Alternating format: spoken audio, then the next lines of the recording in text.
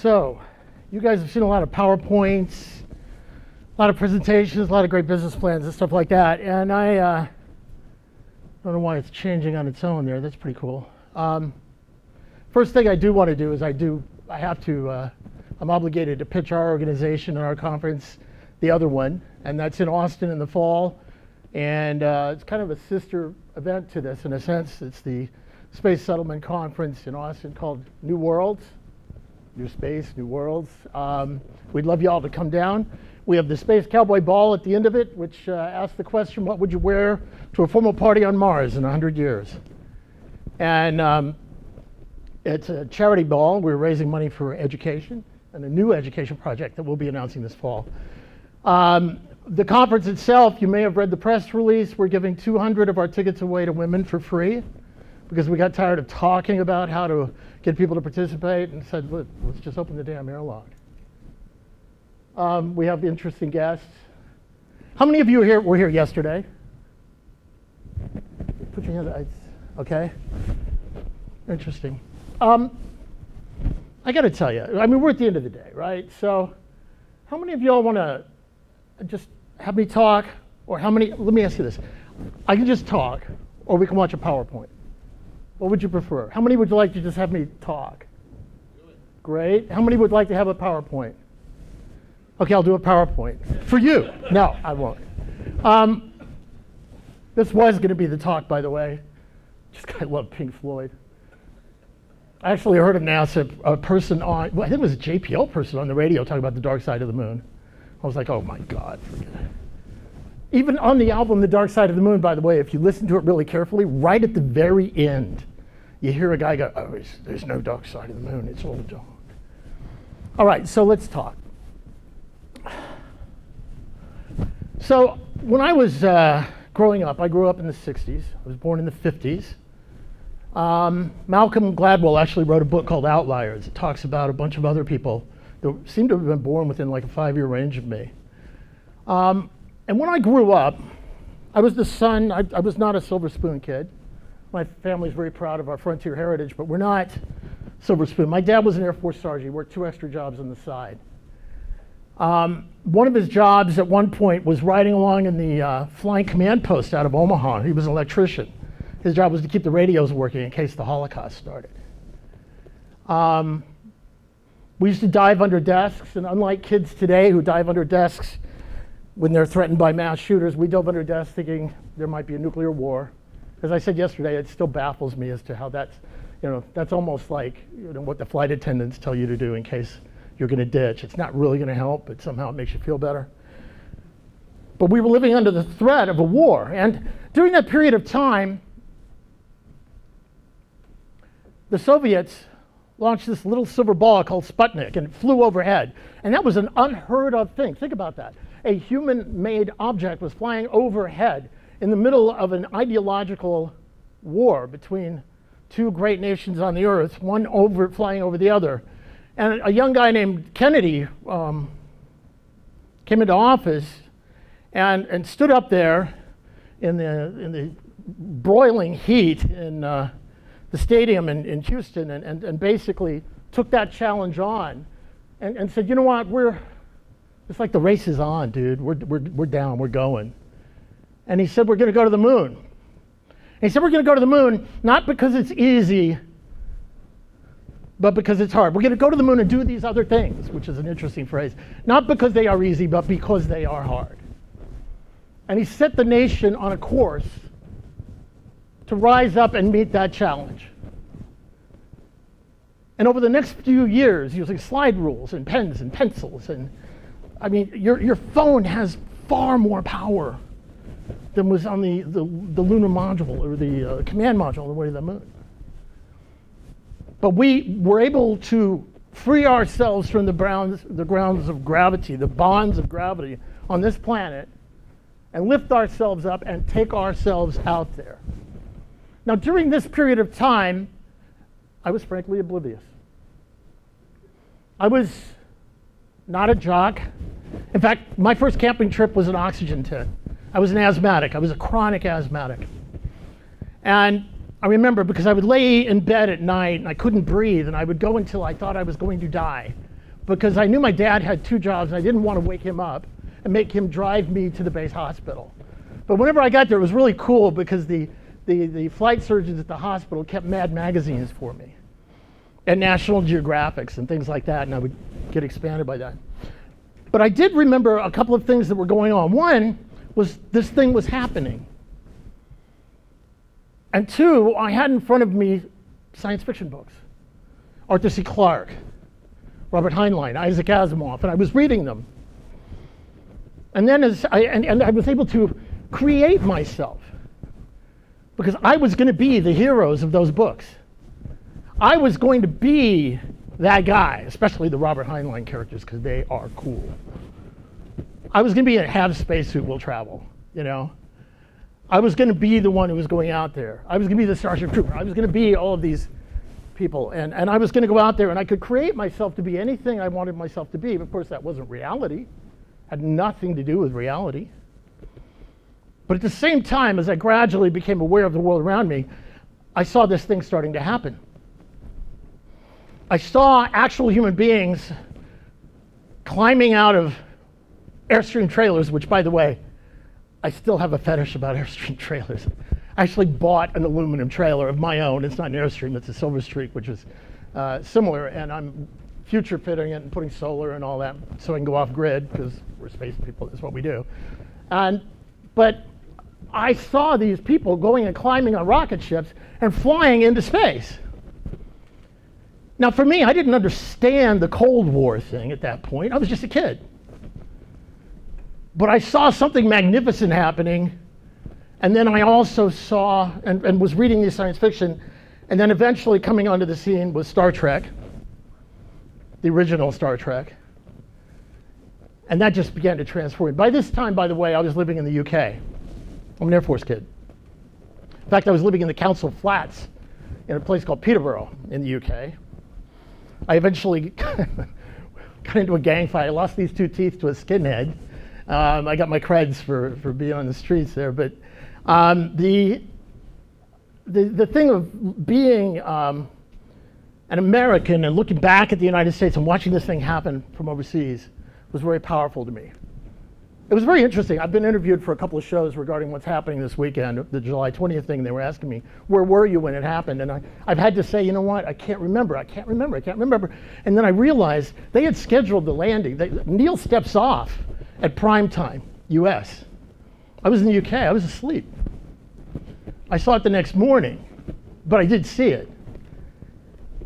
And that began to gel these things together. And eventually, in my life, I started to think, I want to do this somehow. But I had no freaking clue how to do it. And I was growing up into the 70s. Many of you who may have grown up in the 70s and the early 80s are like me. I don't remember a whole heck of a lot of it. I had a good time. I wasn't really paying attention. Until one day I was at college, because I had dropped out. I'd blown off all my scholarships, all this other stuff, because I was in love with a girl who was still in high school, and blah, blah, blah, blah. 6 months later, I'm throwing the ring in the lake and all this, but I'd already turned down all my scholarships. I ended up at a small school in East Texas. I'm sitting there at the student union, stoned out of my mind, because it was the 70s, and there's a guy up on stage named Timothy Leary. And Timothy Leary was showing a slideshow of these things called space colonies. And they were cool. And it all started to come together in my head. And I was like, this, and because there was this guy named Gerard K. O'Neill who had come up with this idea of space colonies, that we could actually go out into space. And the cool thing was, you didn't have to be an astronaut. His basic assertion, without ever saying so, was that we all had the right stuff, that we could go do this. The pictures were of like regular people doing incredible things. And I bought into that, and I started to want to be one of those people. And I started realizing, you know, maybe I could. I still didn't know how to do it. So then part 2 happened. Because I had an engineering orientation, even though I had no engineering skills, I ended up being a techie in the theater department. Okay, there were a lot of girls in the theater department too. But I was a techie, and I ended up backstage. And there was a guy named Gene Roddenberry who was the speaker one night. I ended up alone with him for about 5 minutes. And I said to him, Mr. Roddenberry, because I'm blown, that's the guy who created Star Trek. I said, I really want to do this, but I've screwed up. I've dropped all my courses, all these other things. What do I do? I don't know. I want to make Star Trek happen. I want to make it happen. He said, look, just believe in yourself. I said, yeah, but I've blown all my courses. He said, look, just read, study, learn. Don't ever let anybody tell you can't do what you want to be. Don't let anybody take that away from you. Just be that person. And I said, yeah, but I mean, you did Star Trek. He said, do you know what my job was before I did Star Trek? And I said, no, what? He said, I was LAPD. What? He said, yeah, I used to drive around in my cruiser with my scripts on the seat next to me. And eventually I worked my way into a position where I was able to live my dream, and you can do that too. And that was all we had, a couple of minutes, and then he was on stage. A few years later, I ended up in New York City. I began putting together a group, and I decided to do a thing called the L5 of New York City. And we started meeting on the Intrepid. And then I hear about this guy named Gerard K. O'Neill, who's a few miles away in Princeton. And I end up going to work as a volunteer. I said, I'll sweep the floor. I don't care. This was the guy who had written the book that Timothy Leary had shown me, that inspired me, that began to get me into a different track. And so I went out there and I started volunteering. And he was an incredibly gentle man and a very nice person. And his partner, Freeman Dyson, amazing. And Dr. John Lewis, all very kind, cool people who gave people like me a chance to say and to share our ideas without ridiculing us. And in that same group were all these other people that came in. Red Whitaker from Carnegie Mellon, Peter Diamandis came in, Jim Muncie, who led a lot of the legislative battles that happened on the Hill. And all of us were in the same room together, and Dr. O'Neill would take us seriously. And we would look at each other and go, you're just as freaking crazy as I am. Let's go do this. And then eventually we pulled together and we said, you know what? The Space Studies Institute, which was Dr. O'Neill's organization, was wonderful, but it wasn't radical enough. Somebody needed to fight the good fight. You see, because we were realizing around that time that we had been lied to about the space shuttle program, because it wasn't going to fly 50 times a year, as we had been told. And at its max, I think it hit 5. And we started getting a little angry. And I mean, it took a little while. The first time I ever got out there in the world on this and spoke to somebody, I think I testified in front of the National Commission on Space under President Reagan. And I thought that the problem was we needed more astronauts on the late night show at the time, which was hosted by a guy named Johnny Carson.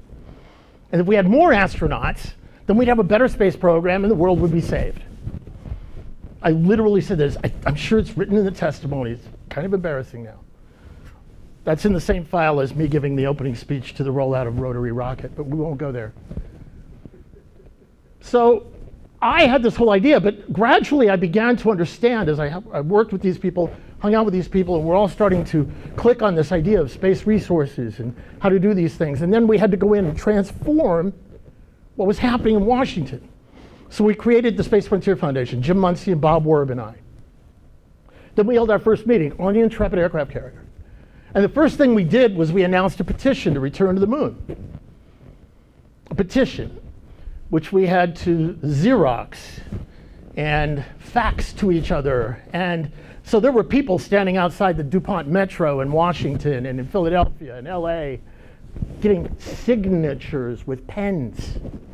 It's like a keyboard, except, well, never mind. And they were writing them up, and we got 40,000 signatures, and we had a friend who worked in the White House, and we were able to get those petitions into George Bush Sr.'s hands. Like he saw them, or was made aware of them. I'm sure they didn't walk over and go, here you are, Mr. Bush. But he was made aware of them, and that helped him make a decision about going to the moon. Now, of course, NASA at the time, which was incredibly encrusted, came in and gave what was called the kitchen sink budget, where they tried to put everything together in one budget, and then using that budget, we would go do everything that every center, every aerospace contractor, every politician in the world had ever wanted to do, and it died. But then we kept going. And a friend of mine named Charles Miller came up with this phrase, changing the conversation. And so the Space Frontier Foundation began to work on changing the conversation. And we were literally the guys in black. And we had a strategy called the inside game and the outside game. And what would happen would be, I would go out and do loud, what was somebody called me yesterday, bombastic press releases And I would shout, like, fire! And everybody would pay attention. And then the smarter guys in the organization would roll in and go, fire is actually a combustive interaction between oxygen. And they would explain things very logically in Washington. And we would issue white papers, and we would do testimony. And eventually we placed somebody in a congressional office in the space subcommittee in the House. For 15 or 20 years, somebody else can, well, Gary Olson's probably the only one around who would remember this, but I think for about 20 years, Space Frontier Foundation had a senior member as a senior staffer in the House Space Subcommittee. That's why I ended up flying in front of Congress 6 times. And so we were in there, working it. Yes, we went to battle with the aerospace industry. We came out as one of our first acts and attacked the space station. We almost killed it by 1 vote, or as my friends in NASA say, they saved it by 1 vote, and now we all laugh because we're all friends. Because we didn't believe the government should be in the job of building buildings or driving trucks. We all still feel that way. And then the organization went on to issue white papers about the idea that transportation to and from space. I testified in 1995 in front of the House Space Subcommittee for the organization. It wasn't like I was so brilliant or anything. But I said all transportation to and from the space station had to be commercially provided by not one replacement for the space shuttle, but by multiple companies, which would create a downward drive on the prices. And these were the kinds of activities the Space Frontier Foundation engaged in when it was not cool. And we stayed the course, and we have continued to fight those fights.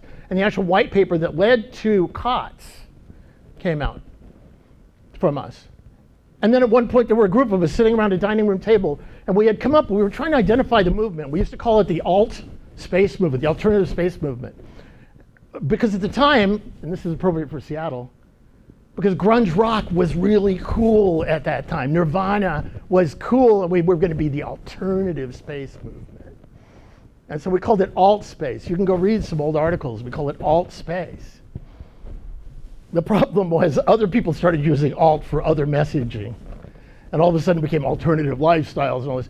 So we literally sat around Ben Muniz's dining room table in Virginia one day and came up with this thing called NewSpace. And I'm in a book called NASA Lost in Space, where I talk about a new space agenda. And one of the guys said, well, why don't we take it and just jam the 2 words together and we'll call it NewSpace. A guy named Bill Bolden. And that's where NewSpace came from, Space Frontier Foundation. We started the whole thing. And a lot of our friends, and a lot of the advocates who were involved here, and people that were associated with us, we're all in the movement together. And we were the ones fighting for all of the above. The moon, Mars, free space, and free space, and the moon, and space colonies. So what you're seeing when you're here at this conference now is a transformation, an evolution of that revolutionary approach into a pragmatic way of dealing with what it is that we have helped create. That the people in this room who are advocates and the others out there who range from Lori Garver, who would have been Hillary's probably administrator, to Pete Worden, the Darth Vader of space, and a good friend. And all these other people, they're all advocates of the Space Frontier Foundation because they share the dream. They share the passion of Jerry O'Neill. And that's why you're here today. So this afternoon, as I was getting ready to come up here, just to start wrapping this up, before the guy back there with the numbers on the sheet kills me. And yeah, and this guy, the boss, kills me because he wants to get you on a bus for cocktails. I'm in my room and I'm getting ready and I'm flipping channels. I'm a news junkie. I watch them all, and I just happened to see the Fox News was on, and I watched them all. I really do, because I don't believe in this silo thing. It's absurd. And the lady's on there having an interview with somebody about this ridiculous racism stuff that was going on this weekend, and it's really heavy and it's really depressing, and I'm watching it all the time. Downside of being a junkie of news, you're getting the bad news all the time fed into you. But then she flips over to a story about Apollo, and the camera comes back to her after the Apollo segue, and I swear to God, like if you could see auras, her aura was completely different. This Fox News lady, right? And she says, I love space. And it just hit me. We have it. We have the solution. We have what they need. We, those of us who are working on making this dream happen, have what the people of America, what the people of the world so desperately, achingly need. We have a vision. We have hope. And it's not a vain hope. It's not a silly hope. It's not a science fiction hope. It's a real hope. Why? Because you've just been hearing the business plans. You've just been hearing the engineering. This isn't some made-up crap. This is not beam me up, Scotty. This is fill in block number 17A on my business plan so it closes. This is reality. We have real hope. And the opening of the space frontier offers humanity almost every emotional, spiritual, and psychological and social answer that it needs. Think about it. Nobody is more aware of being environmentally conscious than somebody who's floating above the earth in a glass bubble, rebreathing their own air, re-drinking their own urine, and seeing the earth floating below. That is an environmentalist. Nobody is more aware of family values than somebody who lives in a steel can where everything outside is trying to kill you, and you have to count on everybody inside at a level of intimacy and trust that every moment of every day your very life depends on it. And it doesn't matter what religion they are, where they came from, what their race is, what their political beliefs are. The one place in the solar system where Americans and Soviets are hanging out and care about each other, truly care about each other on a 24/7 basis is 100 and something miles up above us in space on the space station. We have the example that people need. We offer the hope that people crave. We have the future that I believe they deserve. And it's up to us, all of us, with our business plans and our ideas and our kooky things that today are kooky and maybe turn out to be the billion-dollar companies of the future. It's up to us to stay the course.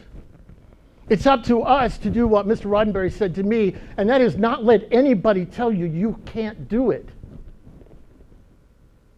Because you have to do it. Because there is nobody else than this community, whether it's us or Bob Zubrin sitting there in a room with the Mars Society or the National Space Society sitting over here, or somebody else sitting around here who has this passion and this dream and believes in the future and that future can be better than the past. It's up to us. It's up to them. They're our brothers and sisters. We're all in the same church together. It's up to us to go outside of these doors and keep that alive and to speak the truth that we know and make it happen. Because everything out there is conspiring against that dream. But your dream is stronger than that. Your ability to make it happen is stronger than that. And this stuff is hard.